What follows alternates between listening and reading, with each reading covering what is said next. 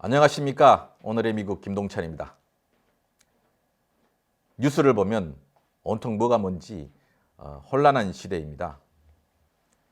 계속해서 코로나는 번져나가고 있고 아직 잡히지 않고 있습니다.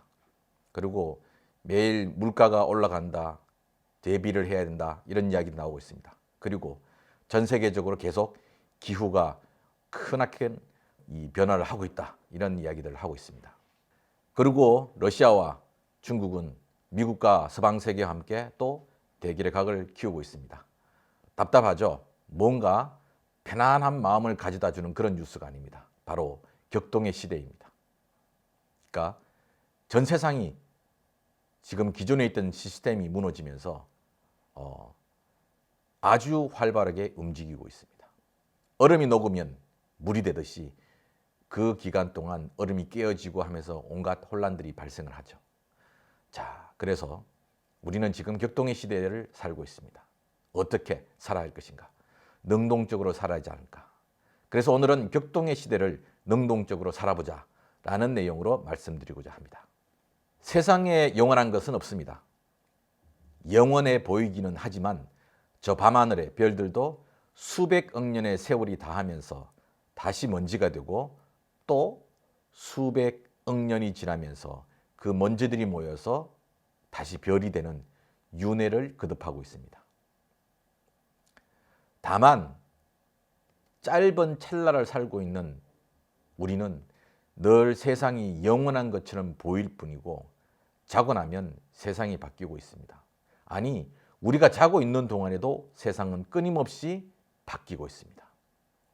그래서 변화를 받아들이고 적응하면서 새로운 방식을 따라가야 하는 것입니다. 우리는 이것을 진보라고 합니다. 반면에 변화를 인정하지 않고 그래도 기존의 방식을 계속 고집하는 것을 우리는 보수라고 하죠. 사회적으로 보면 한번 진보하면 거기에 적응을 하면서 내용을 채우기 위해서 어느 정도 보수적인 것이 필요합니다. 마치도 속살이 꽉 차면 기존의 껍질을 벗고 새로운 껍질을 입어야 성장하는 갑각류의 일생처럼 진보와 보수도 늘 반복을 하는 것입니다.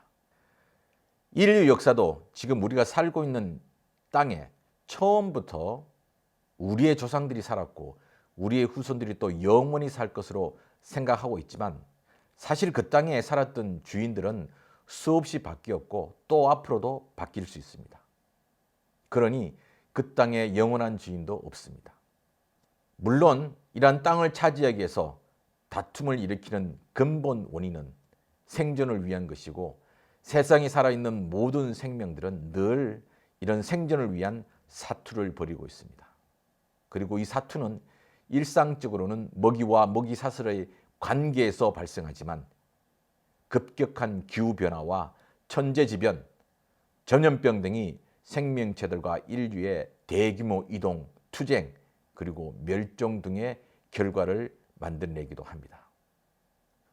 그래서 지금 인류가 직면하고 있는 기후변화는 앞으로 엄청난 변화를 초래하게 될 것입니다. 역사 속에서 기후변화는 중앙아시아의 가장 강력한 제국이었던 흉노족이죠. 훈족. 이 훈족의 대이동을 만들었고 훈족의 대이동은 게르만 민족의 이동을 만들었고 결국 기후변화로 약화되었던 세계 최강의 로마 제국의 붕괴를 만들었습니다. 그리고 기나긴 세월 동안 유럽은 암흑의 시대를 지내면서 기나긴 세월 동안 유럽은 암흑의 시대를 지내면서 수많은 전쟁을 치렀고 다시 기후가 변화하면서 강력해진 유럽은 전 세계를 향해서 유럽 내부에서 길러진 강력한 전투력으로 세상을 정복하고 지배하기 시작했습니다. 사실 기후변화는 인류가 적응할 때까지 엄청난 고통을 안겨다 주었습니다. 지금의 기후변화는 사실 벌써부터 진행이 되고 있었습니다. 아프리카의 사막화, 그리고 동남아시아를 비롯한 여러 섬들이 물속에 바닷속으로 가라앉고 있는 이러한 상황들은 벌써부터 일어나고 있었습니다. 그로 인해서 벌써 많은 난민들이 발생했죠. 그러다 보니 농사도 제대로 되지 않고 중동에서 일어났던 초기에 여러 민주화 운동도 사실은 빵값으로부터 출발했습니다. 왜 빵값이 올라갔을까요? 바로 농사가 제대로 되지 않았기 때문입니다. 그래서 기후변화를 먼저 맞이한 나라들은 내분이 일어나고 난민들이 발생하고 있습니다. 그런데 안타깝게도 인류는 이런 기후변화만이 아니라 전염병과 경제난 그리고 정치적 불안정으로 국가적 내분과 전쟁을 일으켜왔고 이로 인해서 수많은 난민들이 발생하였습니다. 그리고 이제는 전 세계가 이런 상황으로 들어가고 있습니다. 모든 생명체에게 생로병사라는 운명이 있듯이 나라와 인류 문명도 이러한 생로병사의 운명으로부터 벗어날 수 없습니다. 그러나 낡은 것이 3일하는 동안 변화된 환경에 능동적으로 적응하여 진보한 새로운 것이 나타나고 모든 생명체들과 인류와 문명은 또 새로운 생명과 새 시대를 열어나가게 되는 것입니다. 그래서 우리는 급격히 변화하는 지구 환경의 변화에 적응해야 하고 코로나 팬데믹에도 적응을 해야 합니다.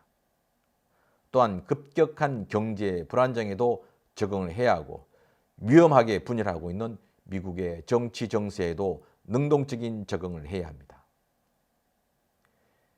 밀려오는 파도를 막을 수는 없습니다. 그러나 그 파도에 능동적인 적응을 하면 생존할 수 있습니다.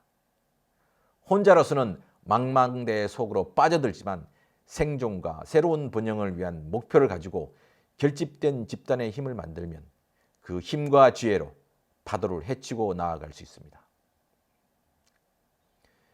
그런 의미에서 미주의 한인 커뮤니티는 지난 2년 동안 서로 도우면서 능동적으로 팬데믹에 대응을 해왔습니다.